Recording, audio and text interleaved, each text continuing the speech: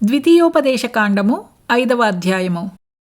మోషే ఇశ్రాయేలీయులందరినీ పిలిపించి ఇట్లనెను: ఇశ్రాయేలీయులారా, నేను మీ వినికిడిలో నేడు చెప్పుచున్న కట్టడలను విధులను విని వాటిని నేర్చుకుని వాటిననుసరించి నడువుడి.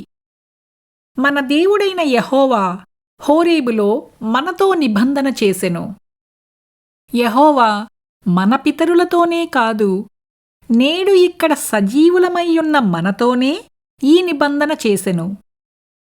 యెహోవా ఆ కొండమీద అగ్ని మధ్య నుండి ముఖాముఖిగా మీతో మాటలాడగా మీరు ఆ అగ్నికి భయపడి ఆ కొండ ఎక్కలేదు. కనుక యెహోవా మాట మీకు తెలియజేయుటకు నేను యెహోవాకును మీకును మధ్యను నిలిచియుండగా యెహోవా ఈలాగున సెలవిచ్చెను: దాసుల గృహమైన ఐగుప్తు దేశములో నుండి నిన్ను రప్పించిన నీ దేవుడనైన యెహోవాను నేనే. నేను తప్ప వేరొక దేవుడు నీకుండకూడదు. పైనున్న ఆకాశమందే కాని, క్రిందనున్న భూమియందే కాని, భూమి క్రిందనున్న నీళ్లయందే కాని ఉండు దేని పోలికనైనను విగ్రహమును చేసుకొనకూడదు. వాటికి నమస్కరింపకూడదు, వాటిని పూజింపకూడదు. నీ దేవుడనైన యెహోవాయగు నేను రోషముగల దేవుడను. నన్ను ద్వేషించువారి విషయములో 3-4 తరముల వరకు తండ్రుల దోషమును కుమారుల మీదికి రప్పించుచు, నన్ను ప్రేమించి నా ఆజ్ఞలను గైకొను వారి విషయములో 1000 తరముల వరకు కరుణించువాడనయ్యున్నాను. నీ దేవుడైన యెహోవా నామమును వ్యర్థముగా ఉచ్చరింపకూడదు. యెహోవా తన నామమును వ్యర్థముగా ఉచ్చరించువానిని నిర్దోషిగా ఎంచడు. నీ దేవుడైన యెహోవా నీకాజ్ఞాపించినట్లు విశ్రాంతి దినమును పరిశుద్ధముగా ఆచరించుము. 6 దినములు నీవు కష్టపడి నీ పని అంతయూ చేయవలెను. 7వ దినము నీ దేవుడైన యెహోవాకు విశ్రాంతి దినము. దానిలో నీవైనను, నీ కుమారుడైనను, నీ కుమార్తెయైనను, నీ దాసుడైనను, నీ దాసి అయినను, నీ ఎద్దైనను, నీ గాడిదయైనను, నీ పశువులలో ఏదైనను, నీ ఇండ్లలోనున్న పరదేశి అయినను ఏ పనియూ చేయకూడదు. ఎందుకంటే నీవలే నీ దాసుడును నీ దాసియు విశ్రమింపవలెను. నీవు ఐగుప్తు దేశమందు దాసుడవై ఉన్నప్పుడు నీ దేవుడైన యెహోవా బాహుబలము చేతను చాచిన చేతి చేతను నిన్ను అక్కడ నుండి రప్పించినని జ్ఞాపకము చేసుకొనుము. అందుచేతను విశ్రాంతి దినము ఆచరింపవలెనని నీ దేవుడైన యెహోవా నీకు ఆజ్ఞాపించెను.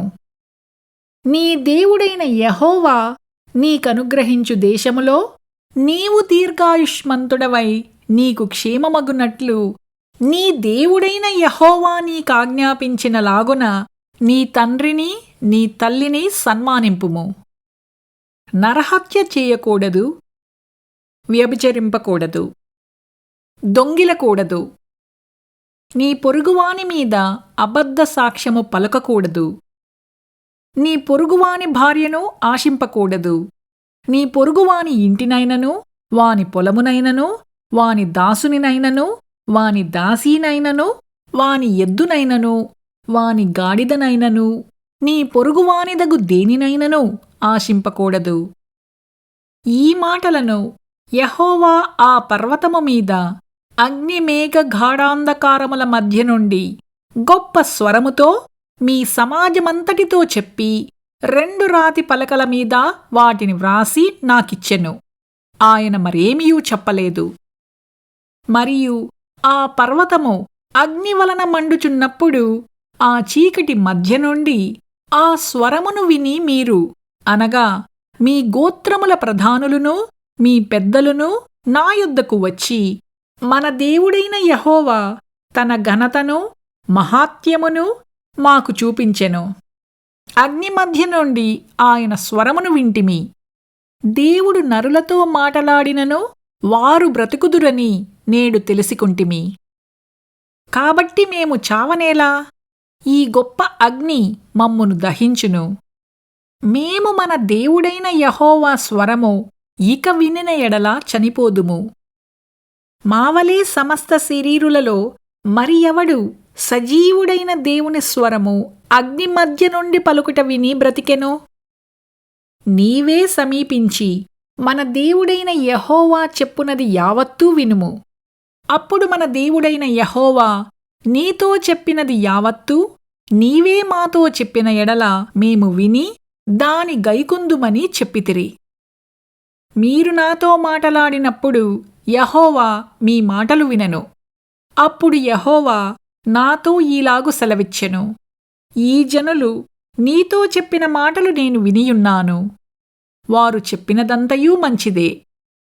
వారికిని వారి సంతానమునకును నిత్యమును క్షేమము కలుగునట్లు వారు నాయందు భయభక్తులు కలిగి నా ఆజ్ఞలన్నిటినీ అనుసరించు మనస్సు వారికుండిన మేలు. మీ గుడారములలోనికి తిరిగి వెళ్ళుడని నీవు వారితో చెప్పుము. అయితే నీవు ఇక్కడ నా యొద్ద నిలిచియుండుము. నీవు వారికి బోధింపవలసిన ధర్మమంతటినీ అనగా కట్టడలను విధులను నేను నీతో చెప్పెదను. వారు స్వాధీనపరచుకొనున్నట్లు నేను వారికిచ్చుచున్న దేశమందు వారు అలాగు ప్రవర్తింపవలెను. కాబట్టి మీరు కుడికే కాని ఎడమకే కాని తిరుగక మీ దేవుడైన యెహోవా ఆజ్ఞాపించినట్లు చేయుటకు జాగ్రత్త పడవలెను. మీరు స్వాధీనపరచుకొనబోవు దేశములో మీరు జీవించుచూ మేలు కలిగి దీర్ఘాయుష్మంతులగునట్లు మీ దేవుడైన యెహోవా మీకు ఆజ్ఞాపించిన మార్గములన్నిటిలో నడుచుకునవలెను.